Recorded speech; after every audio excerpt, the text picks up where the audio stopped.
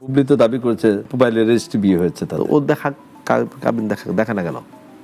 সাকিব তো অস্বীকার করেনি যে বিয়ে করেনি। আমার কাছে অস্বীকার করছে। 2019 সালে বীর সিনেমার শুটিং করেন শাকিব খান ও বুবলি। ওই সময়ের কথা অন্তঃসত্ত্বা বুবলি। এরপর আড়ালে চলে যান বুবলি। 2022 সালে 30শে সেপ্টেম্বর বিয়ের খবর প্রকাশ্যে আনেন ঢাকায় সিনেমার এই চিত্রনায়িকা।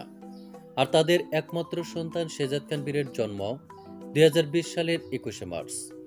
এরই মধ্যে প্রযোজক ইকবাল দাবি করেছেন শাকিব বুবলির বিয়েই হয়নি।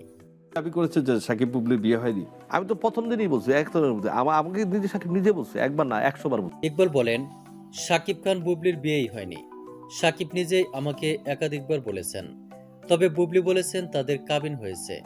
আমি বুবলিকে বলেছি, কাবিন হলে তোমাদের কাবিননামা দেখাও। সে কাবিননামা দেখাতে পারেনি।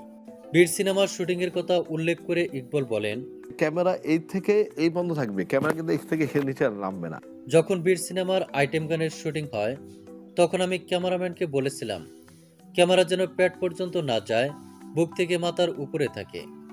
আসলে আমি সবই জানতাম, কিন্তু এসব নিয়ে কখনো কথা বলতাম না। তার কথায় সাকিব যখন আমাকে বুবলির বিষয়টি জানায় তখন আমি বলি, কাজটি ঠিক করনি, আমি সঠিক ছিলাম। যদি সাকিব এমন কিছু না করতো তাহলে আজ এমন সিচুয়েশনের মধ্যে পড়তে হতো না। এবার